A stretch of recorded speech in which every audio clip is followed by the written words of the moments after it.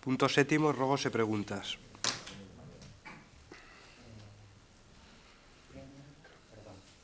Voceira do Grupo de Goberno ten a palabra para dar respostas ás preguntas anteriores. Respostas ás preguntas sobre o trofeo de fútbol Sala do San Roque. Nesta anualidade decidiuse incluir a competición feminina no torneo debido á demanda que xurdiu antes da organización do evento. Así pois, o seguro suscito para o dito evento incluiu equipas femininas e masculinas. Non se contemplaron equipas mixtas, posto que non houbo demandas nese momento. Respecto ao Conservatorio Carlos López García Picos, dende o momento que o docente de percusión renunciou ao seu cargo, o Concello está a facer todo o posible para dar cobertura a esa praza docente. Na xuntanza que fan referencia, non se convidou a ninguén a matricularse noutro centro. Obviamente, non se devolveu importe da matrícula desta disciplina, posto que non se cobrou. Sobre o servicio do SAF. O borrador do prego que se expuxo contiña os datos dos empregados facilitados pola empresa. Obviamente, tratábase dun borrador e os pregos definitivos expoñeránse cando sexan aprobados. Óptase pola externalización do servizo, posto que non é viable a xestión con medios propios.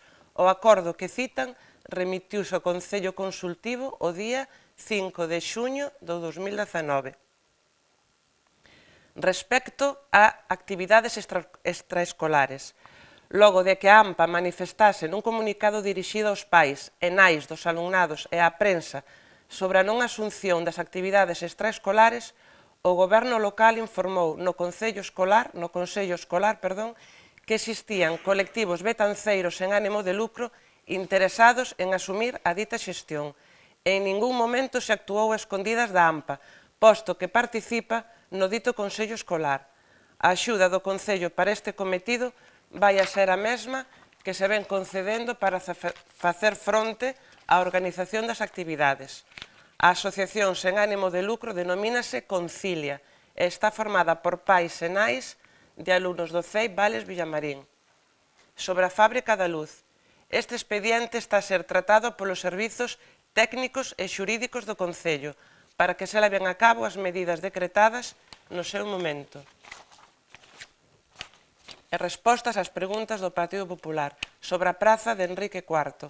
Logo da redacción dun proxecto modificado e a aprobación por parte da Deputación Provincial, iniciarase o proceso de licitación en próximas datas.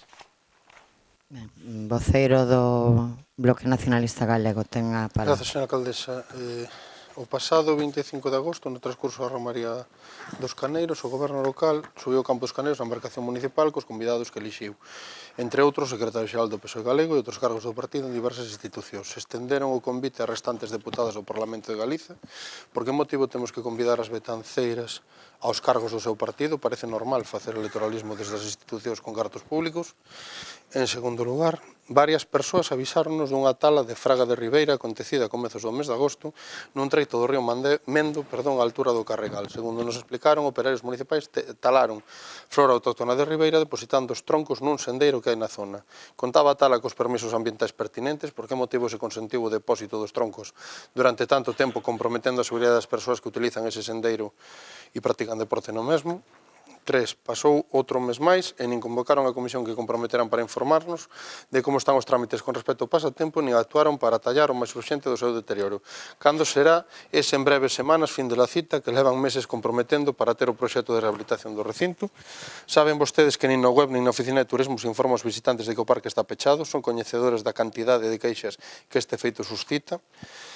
4. Hai anos que o Concello de Betanzos ten asinado coa Xunta un convenio para a mellora da captación da auga potable na cea. A actuación, que debía de ter xa rematada hai tempo, nin sequera comezou. En que punto está actualmente a obra? Hai xa contrato? Consideran factibles a estas alturas os novos prazos que se incluíron na modificación do convenio?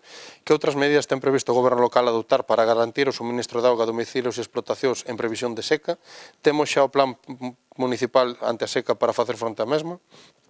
E quinta e última, a torre municipal, O Torre do Reloxo presenta varias fendas no seu muro. Hai anos colocáranse uns testemunhos para comprobar o seu estado e evolución, acusando fendas ben visibles desde o nivel do chan. Teñen coñecemento desta situación deste edificio municipal? Hai actuacións previstas para tallar o seu deterioro? Que actuacións teñen previstas para os muros e para amañar o campanario que presenta un estado de corrosión e ferruxe avanzado? Mais nada.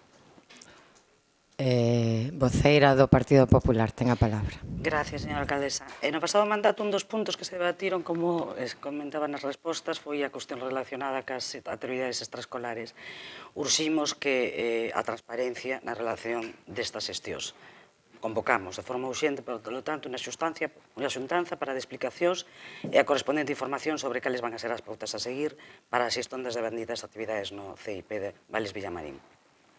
Segundo, durante este mes de agosto, numerosos veciños e varios colectivos asociativos trasladáronos o seu malestar en referencia aos puntos de recollida de lixo en gran parte do entramado urbano. Contenedores rotos, mal olor en zonas de gran afluencia, suciedade neste tipo de mobiliario, etc.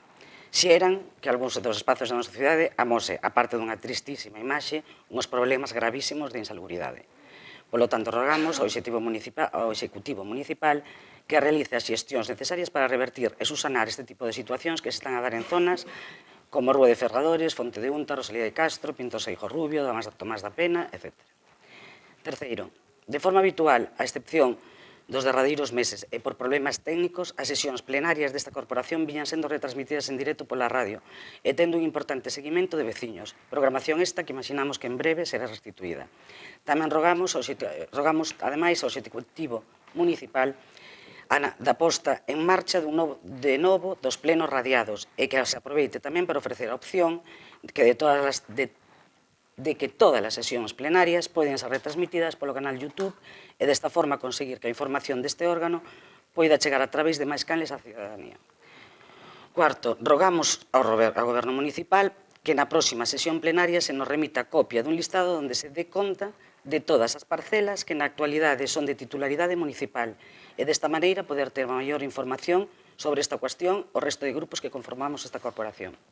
E quinta e última, veciños de Betanzos o Vello veñen de trasladarnos de novo a súa preocupación porque nunha das torretas de telefonía que estaba inoperativa desde fai uns anos volveron a observar operarios na mesma. As preguntas son: volve esta antena a estar emitindo ou vai volver a emitir? Ten o Goberno Municipal constancia ou coñecemento de que tipo de tarefas se levaron a cabo nesta torreta nos derradeiros meses? Nada máis, moitas gracias. Ben, pois, gracias a todas e a todos. Sen máis asuntos, levántase a sesión.